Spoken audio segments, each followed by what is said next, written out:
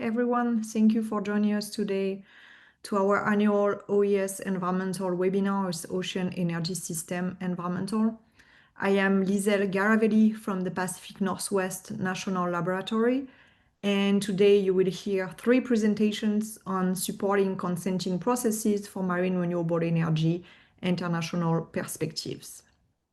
I do want to note that the presentations today will focus on wave and tidal energy, and we will not have any information on offshore wind and its potential associated environmental effects. So just some housekeeping to start for today's webinar. All participants will be muted during the webinar and question period.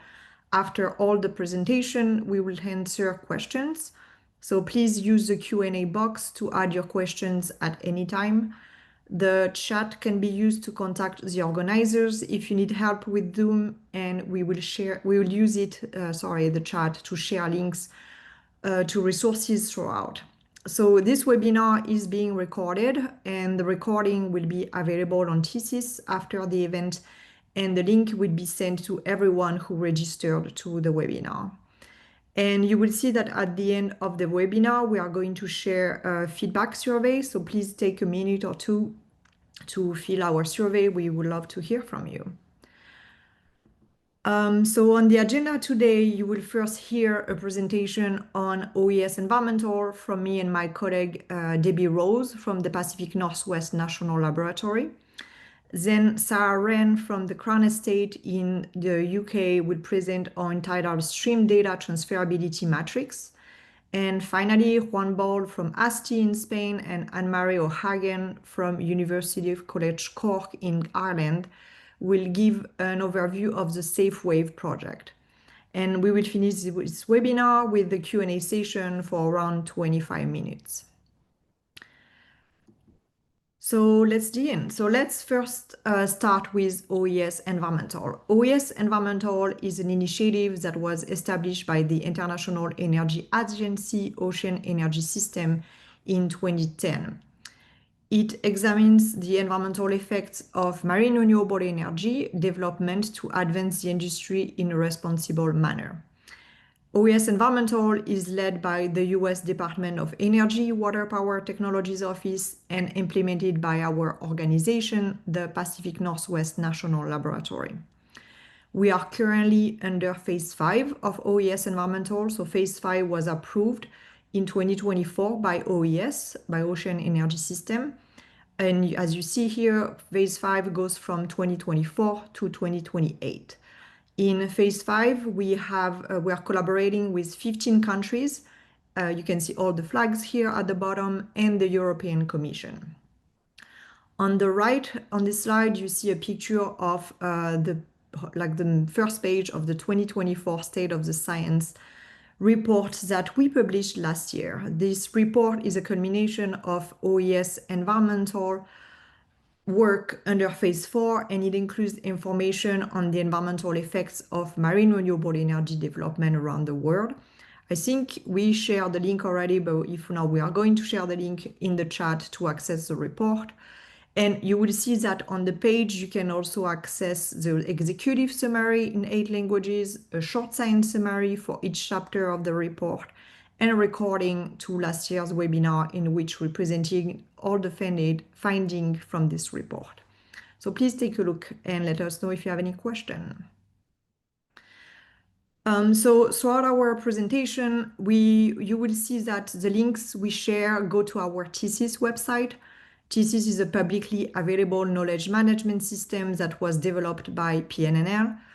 All the OES-Environmental activities, material, etc., are documented on TSIS. So if you have any question on anything we are saying today, please take a look at the website. TSIS has over 4,400 documents on the environmental effects of marine renewable energy. And you can also see on this homepage of the website that there is also information on environmental effects for land-based wind and offshore wind. There are other additional features on TSIS, such as the biweekly newsletters that we send. So it's not only about OES-Environmental, it's about environmental effects of marine energy in general around the world. So if you want to know any updates, webinar, etc., this is where you what you should get in the newsletter. So hopefully, if you're not registered, please do. On TCS, you also have an events calendar, archive webinars, summaries and fact sheets, and way more. We have educational materials, so please take a look. And next is my colleague Debbie for approaches to ed consulting. Yeah, thanks, Lizelle. So I'm just going to give a quick overview of some of the approaches, resources, and outreach that OES Environmental has been doing over the past year. But I just wanted to start with some context for anyone who isn't familiar with our work. So there are two main approaches that OES Environmental has developed and that we talk a lot about with regards to understanding environmental effects from MRE and how to deal with the regulatory side of things. So the first is risk retirement, which is the concept that for certain stressor receptor interactions, environmental interactions, those potential risks do not need to be fully investigated for every project. The second is data transferability, which is the idea that new MRE projects can be informed by what is already known from studies at other projects. And we'll hear more about data transferability later in the Crown Estate presentation today. So both of these approaches are to be used during consenting processes by regulators, advisors, developers, and consultants.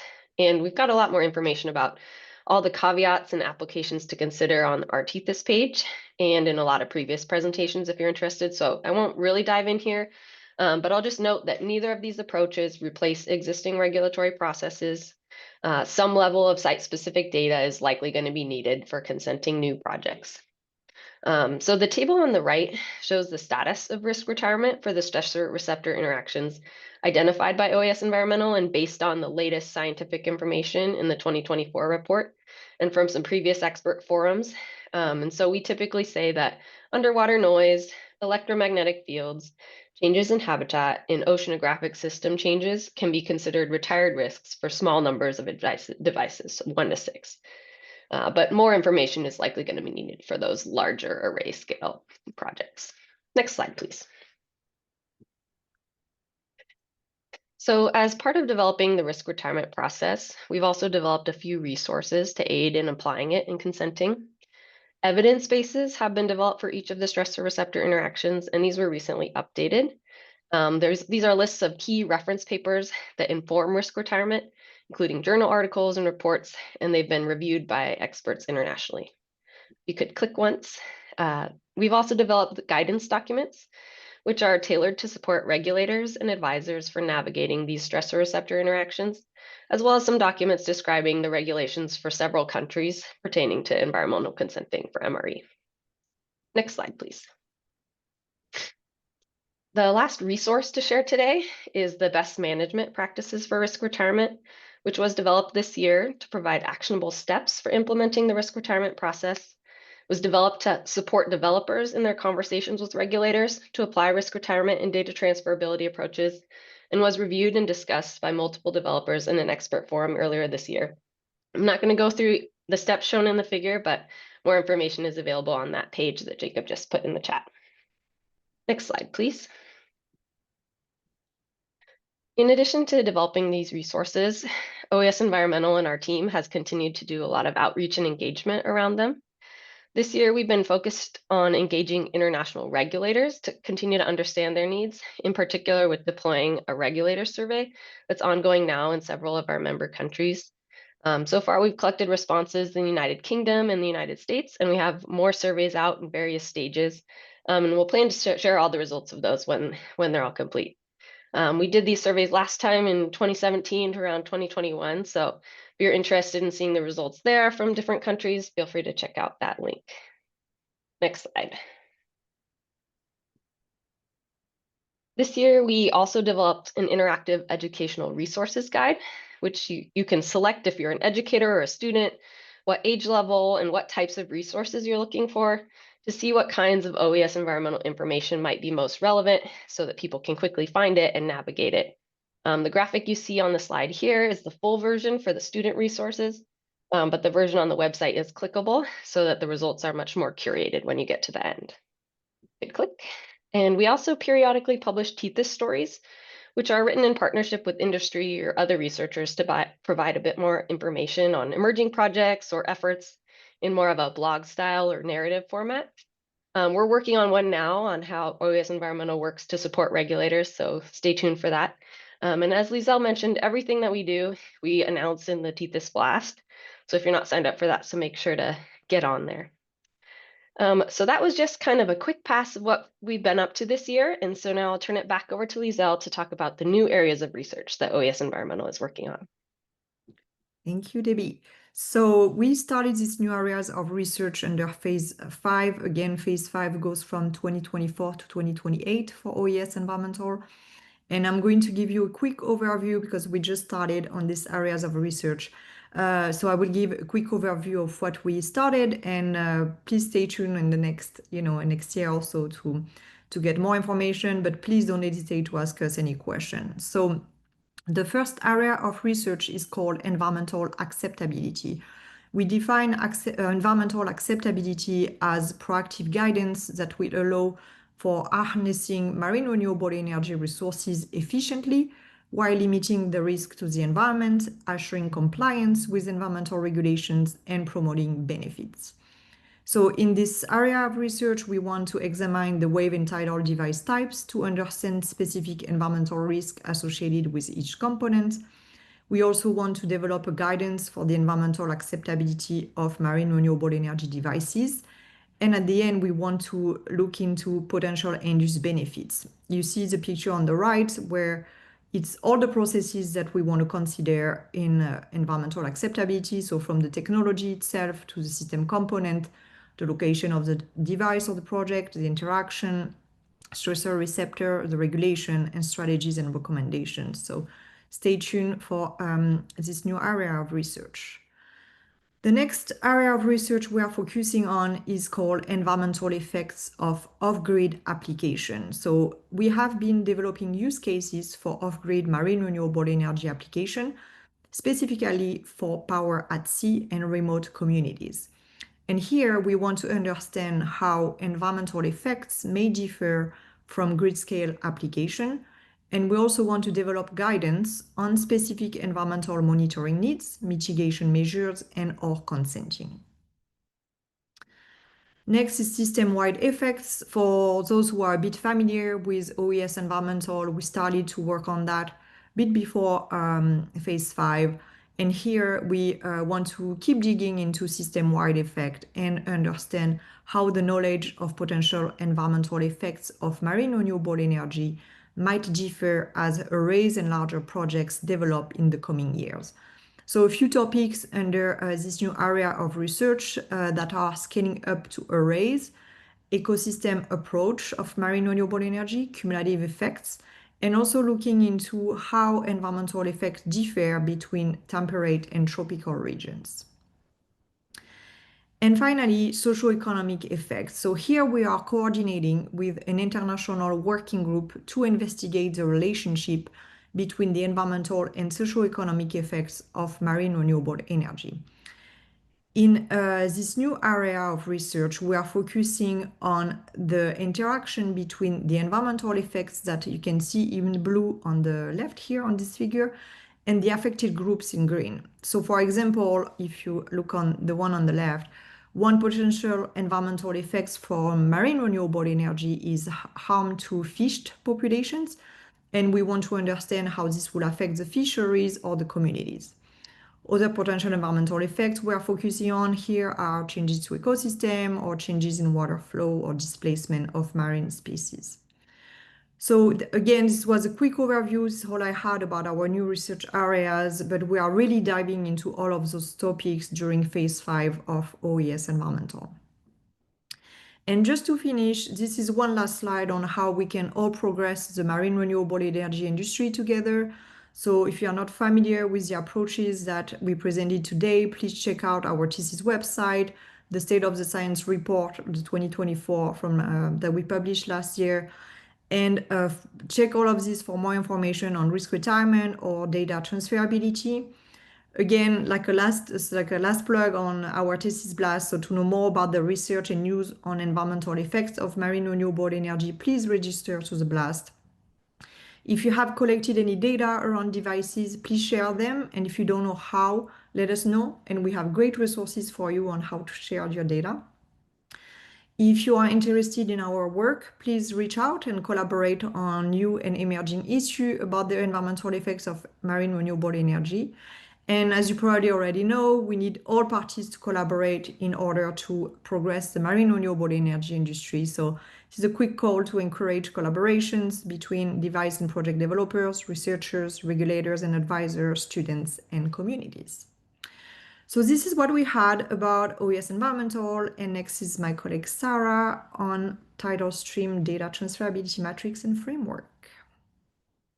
Hello, thank you. Can you hear me okay? Yeah. Yeah, brilliant. Good morning and good afternoon, everyone. My name is Sarah Wren, and I'm a Marine Evidence Manager at the Crown Estate.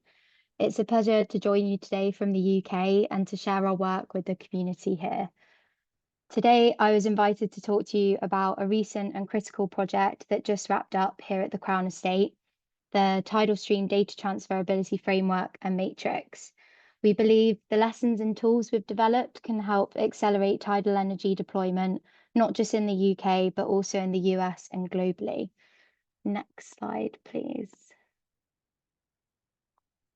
So this is the agenda for my talk today. I'm going to give a quick introduction of who we are and why this topic is relevant to the Crown Estate, and then go into as much detail that I can within 15 minutes on the framework and matrix itself. Next slide, please. Thank you. The Crown Estate is set up to think long term. We have a diverse portfolio that touches on nearly every part of modern life, and we return all of our profit to Treasury for the benefit of the nation. At the Crown Estate, the marine business is entrusted with the management of the seabed and foreshore of England, Wales and Northern Ireland, and we play a key role in wide-ranging market sectors such as renewable energy, cables and minerals. The seabed is instrumental in helping our country combat the twin crisis of climate and ecological change, and this is reflected in government policies such as Net Zero 2050. That, combined with the cost reduction for renewable projects, has driven unprecedented demand for seabed access. The result is an extremely competitive landscape between market segments, environmental interests, and areas such as navigation and fishing, evidenced by the outcome of our offshore wind round 4 and 5 tender. We have a seabed first perspective on our business that is core to our strategy. It means that we take a much more proactive role in identifying which areas of the seabed are best suited for what activities. We operate between the regulators, such as the Marine Management Organisation, or MMO, and Natural Resources Wales, NRW, who set broad planning boundaries, and the market, who deliver projects and investments, working with our stakeholders and customer networks. Next slide, please. Being seabed first means that we need to understand as much as we can about species and habitats to better anticipate the impact that we may have via offshore developments. Thus, we've been investing in marine data and evidence for over 20 years. We do this in collaboration with others to drive change and promote sustainable ways in how we collect, share, and use our data. It is critical that development decisions are based on data and evidence to maximise growth in secure, affordable green energy, whilst also protecting and restoring the UK's thriving marine ecosystems.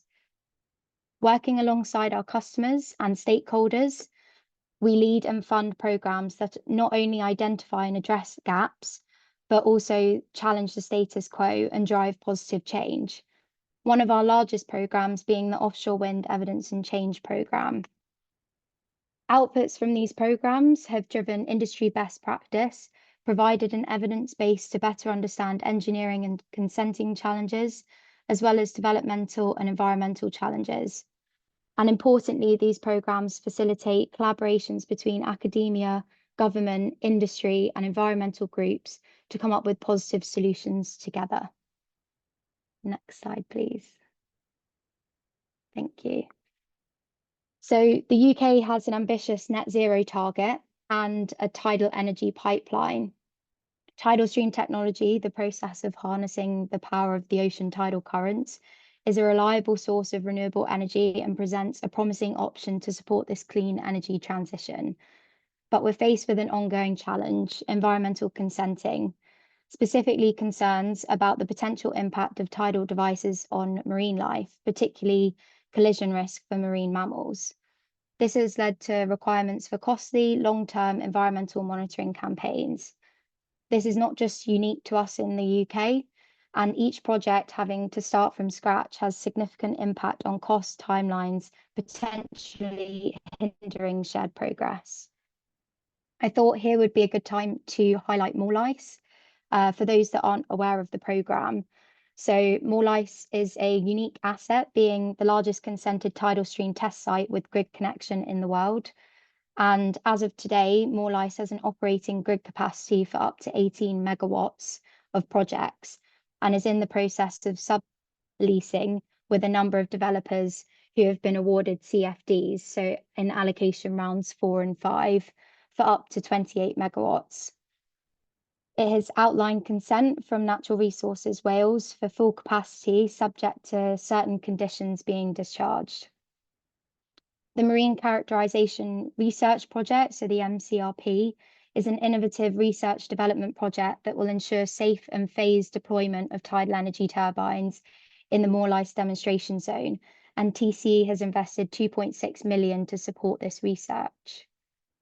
Next slide, please. Thank you.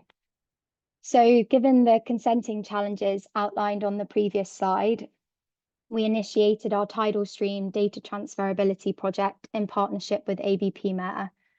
Our goal was to provide a structured way to determine where environmental data, specifically how looking at marine mammal data related to collision risk, can be reused across different projects.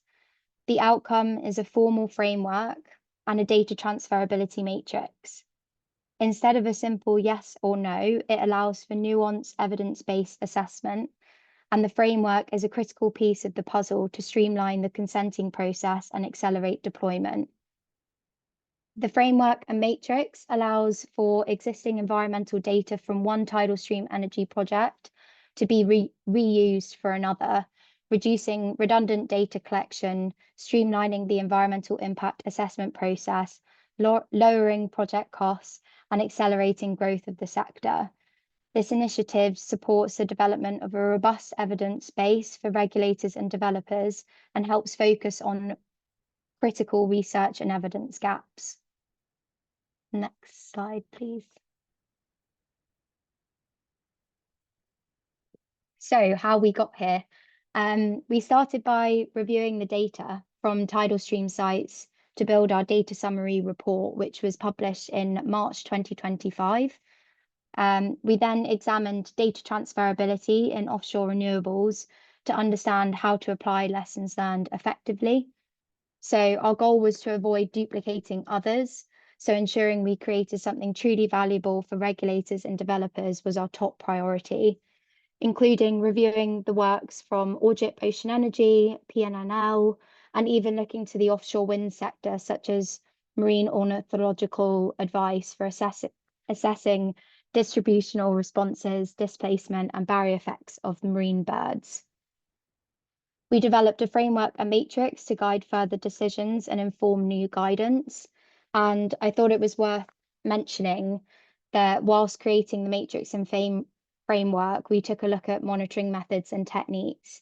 So we reviewed current data collection methodologies to assess their effectiveness and highlighted existing standards for various methods.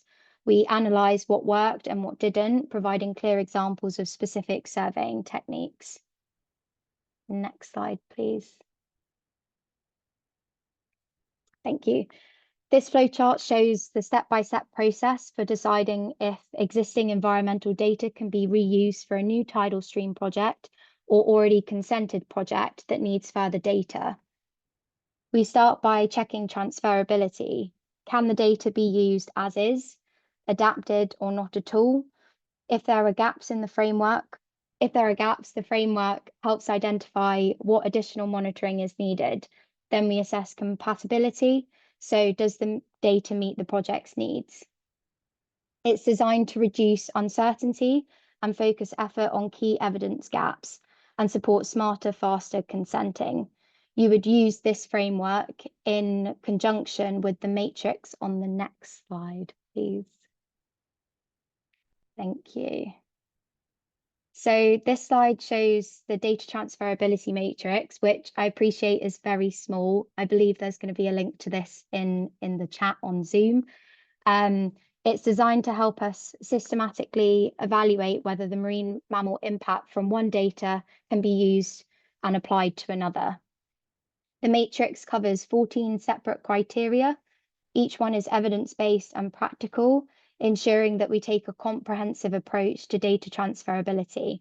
This includes not just obvious factors like species present or turbine type, but also more nuanced aspects such as site-specific operational regimes, data quality, and even regulatory context. For example, when comparing species population, we look for shared or similar population structures, which increase the likelihood that that data is highly transferable. Environmental conditions like bathymetry, current speeds, and turbulence are also assessed to ensure ecological responses are comparable. Device characteristics and monitoring methods are also scrutinized, as differences here can significantly affect impact and data reliability. By using all 14 criteria, we're not just ticking boxes, we're building robust, transparent, and a defensible evidence base. This approach increases confidence in environmental consenting data and supports the further rollout of tidal leasing, aligning with the objectives of the Crown Estate's Marine Delivery Route Map. Ultimately, this framework marks a significant step forward for the sector, helping us advance environmental data practices and accelerate the growth of tidal stream energy. Next slide, please. Thank you. So as we look ahead, this slide captures the key actions that will help us collectively succeed as developers, regulators, and the wider sector. So first, continuing to share data is fundamental. The more we open up access to environmental data sets, the stronger our collective evidence base becomes. And this isn't just about transparency, it's about the efficiency and trust. So the Crown Estate is doing just that with our Marine Data Exchange, where you can access data collected at tidal stream sites all around the UK. Secondly, we must keep sharing lessons from projects globally, whether it's tidal deployments in the UK or innovations from the US. These insights help us avoid duplication and accelerate learning. One of the things I found most valuable through OES-Environmental is the opportunity to learn from other countries, what's working, what's challenging, and how can we align our approaches. Whether it's risk retirement frameworks or monitoring strategies, these shared tools help us move faster and with more confidence. Thirdly, collaborative discussions between developers and regulators are essential.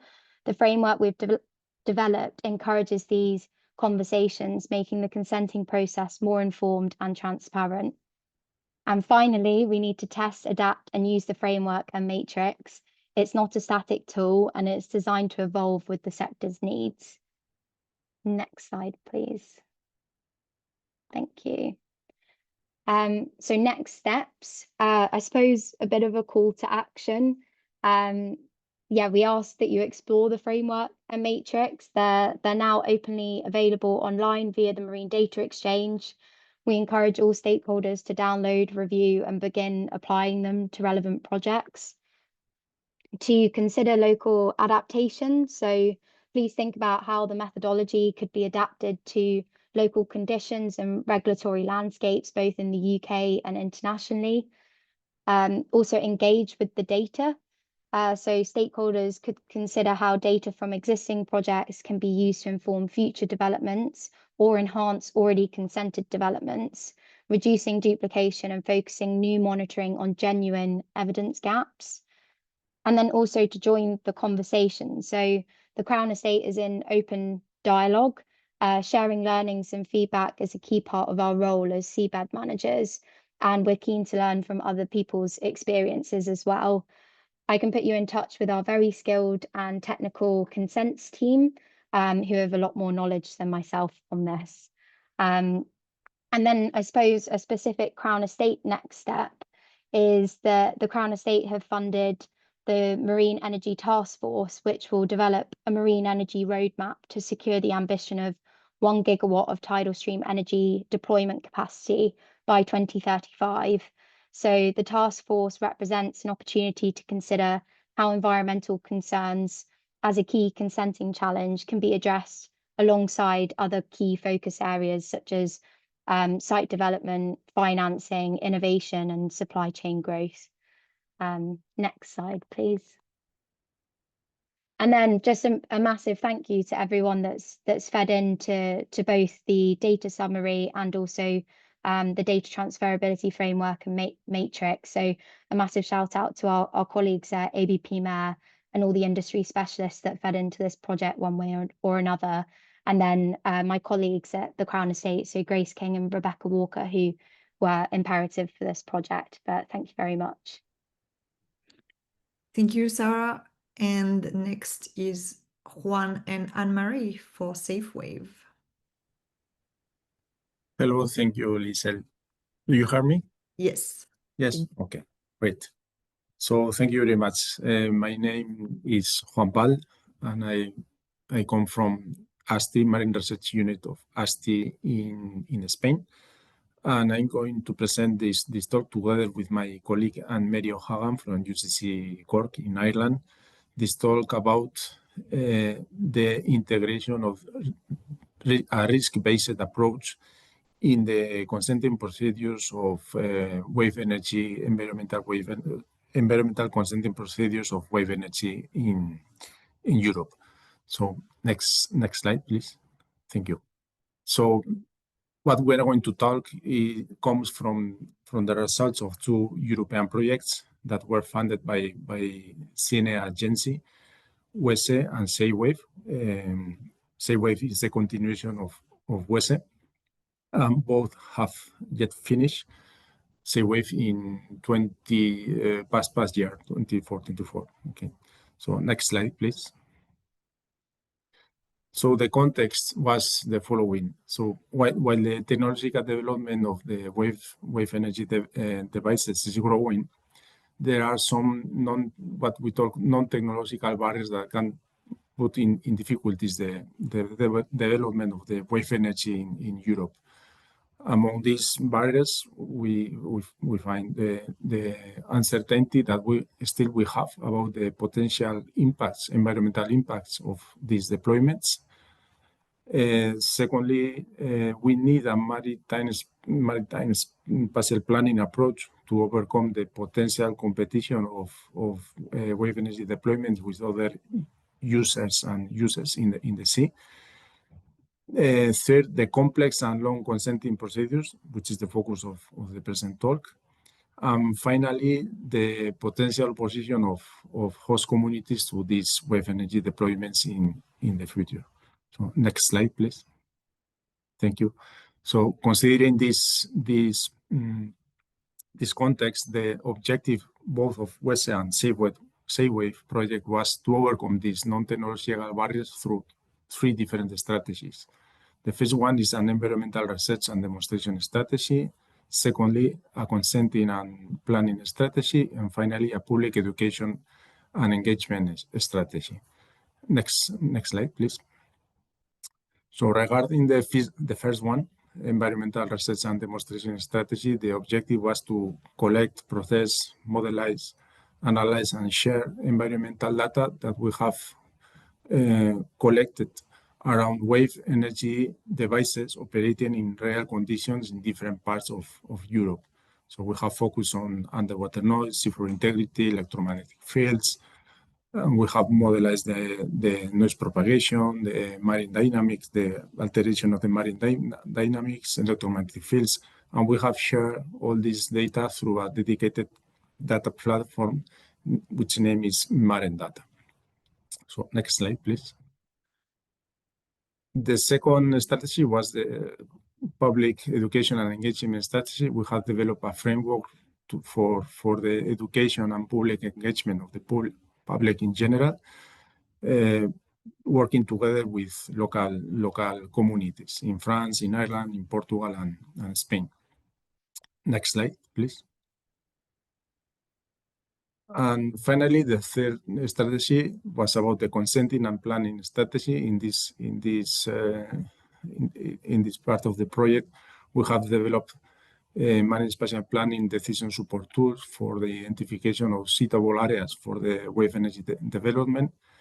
And finally, the focus of this talk, we have developed some kind of guidance, or we have tried to understand how the risks-based approach and adaptive management could be integrated in the environmental consenting procedures in Spain, in Portugal, in France, and Ireland. And now I'm going to give room to my colleague Anne-Marie, which is going to explain us better than me the latest results of this risk-based approach, especially talking about France and Ireland. So, Anne-Marie. Okay, thank you, Juan. Hopefully everybody can hear me, and good morning from a very wet Cork Harbour. Hopefully the bad weather will not interfere with my internet. So as Juan said, I am going to talk a little bit about some work that myself and my colleague Emma Verling undertook within the SafeWAVE project. I think everybody on today's call will realize, that consenting of wave energy and offshore renewable energy generally can take a lot of time. It often requires dealing with a lot of different regulators who have different data requirements, and that can lead to lengthy processes. So a lot of this stems from the fact that decision makers need certainty in making their decision. But when it comes to environmental effects of offshore energy, there's still some uncertainty around. So one of the strategies that we would like to see, I suppose, greater uptake of is adaptive management, because really what we would foresee is that will enable decisions to be made without jeopardizing the natural environment or any of the species and habitats that environment hosts. So there is a lot of research around risk-based approaches, and we really wanted to see how those risk-based approaches could be more utilized by regulators and by developers. A lot of times they're hidden in scientific literature. They're often not the easiest to get to grips with, and that, in our view, would limit their uptake. And that's a very bold and general statement, but maybe as I go on, it'll become more clear. So if I could have the next slide, please. So why would you use a risk-based approach? Well, our, I suppose, feeling is that it can speed up decision making. It can be used in lots of different contexts. So for lots of different technologies and lots of different geographical locations. It can also work in places where you're data poor. It can be used for different situations, as I've said, and really one of the biggest advantages of it, in our view, is that it's a clear process. So it's very important for, I suppose, securing transparency and accountability and replicability, which are all things that lead to better social acceptance, which is important for new technologies like wave energy. So the next slide there, please. Thank you. So how did we go about this work? Well, really, there's lots and lots of risk-based approaches, but we wanted to interrogate the ones that we felt were most suitable for wave energy in particular. So we narrowed it down to 5 that are presented there on the screen, some of which were developed within the context of OES-Environmental, some which were developed in AZTI, and other international ones like the one from the International Standards Organization, and one that is used in a particular jurisdiction in Scotland, the Survey, Deploy and Monitor risk-based management approach. So within those 5 different processes, we wanted to really try and streamline them as much as possible and simplify them in a way that would make them more user-friendly, or hopefully in a way that would make them more user-friendly. So to produce a stepwise kind of approach. And you can see there that we tried to identify the commonalities and differences in this alluvial diagram on the right-hand side, and I'll come on to that in the next slide, please. So there are, I suppose, even though they're complex processes, the one thing that was reassuring in our interrogation of the different approaches was that there are significant commonalities between them. They all aim to identify the most relevant risks and to address those risks. They all explicitly address receptor and stressor relationships. Most of them include an assessment of the likelihood and consequence of a receptor and stressor interaction. And there is a risk evaluation phase that enables developers or decision makers to identify the most critical risks.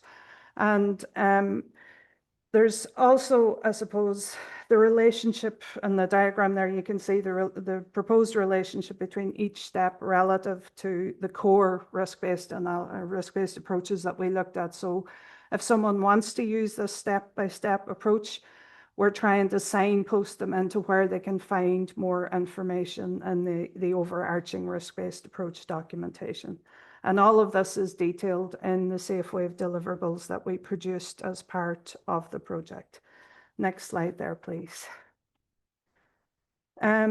So this is the step-by-step approach that we came up with, and it looks very simple there, but I want to stress that we did try to keep the integrity of everything behind it.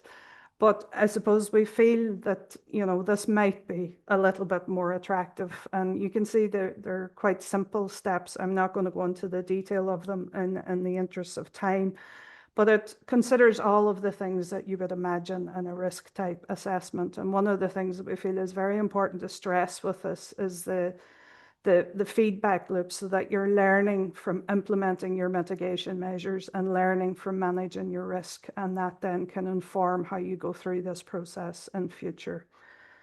The next slide there, please.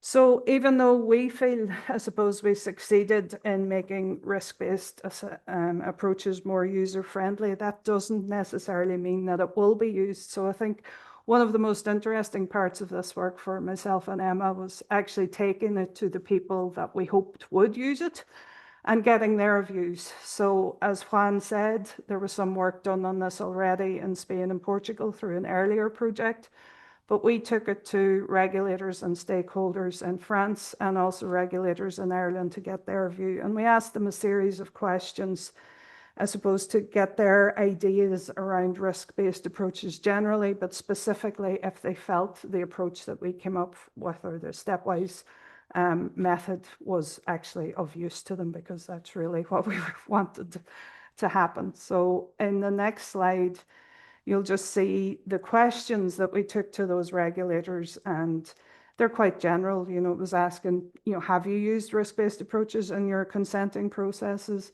How have they worked? How have they not worked? Would you like to use them? And then, I suppose, more generally, what environmental impacts they felt were the most uncertain, and where RBA could fit most easily, if that's even possible, and how would, you know, we improve the uptake of this type process in your particular country or context. So in the next slide, I've just kind of summarized the conclusions from those discussions. And really what was interesting for us was, even though none of the regulators or developers that we talked to felt like they used one particular risk-based approach, elements of the different approaches were used in an informal way. And I think that's encouraging. There's room there for, I suppose, greater development. One thing that's very important to stress as well is that the regulators were very intent in highlighting the fact that any approaches to streamlining risk-based approaches or I suppose changes to regulation and consenting more generally has to fit within the regulatory system that exists, because otherwise it just won't be used. So for example, one of the common ways that risk is embedded in consenting right now is through the environmental impact assessment approach. So the developer or the regulators that we spoke to were really keen to see how this process would fit within EIA. There was also, which is quite encouraging, a strong desire for them to see evidence of this working elsewhere, either with a particular parameter or in a particular jurisdiction, because they felt that would help engage them with the advantages and the disadvantages of the approach. And it would also help them encourage uptake within their own institutional setting. In terms of the effects that create most problem, interestingly for us, it wasn't one particular environmental effect, but it was cumulative effects. And at that point, I think Emma and I ran away because this is complex for everyone. But it is an area that definitely needs more work within risk-based approaches. But I think generally we can all agree that cumulative effects are a challenge. So that's all I have to say. Thank you. One last slide to conclude today's webinar. Thank you very much for attending our webinar on supporting consenting processes for marine renewable energy international perspective. As Debbie said, please take our feedback survey. Don't hesitate to reach out to one of us. We do have a big team at OES-Environmental, and I want to acknowledge everyone here who has been working with us on OES-Environmental for the past years. We stopped counting at this point, but Michaela Freeman, Andrea Carping, Linnea Emery, Haley Farr, Christine Jones, Jacob McGrath, Jonathan Whiting, and others. And one last thank you to Ocean Energy System and the US Department of Energy Water Power Technologies Office for supporting our work. Thanks everyone, and we hope to see you soon. Thank you.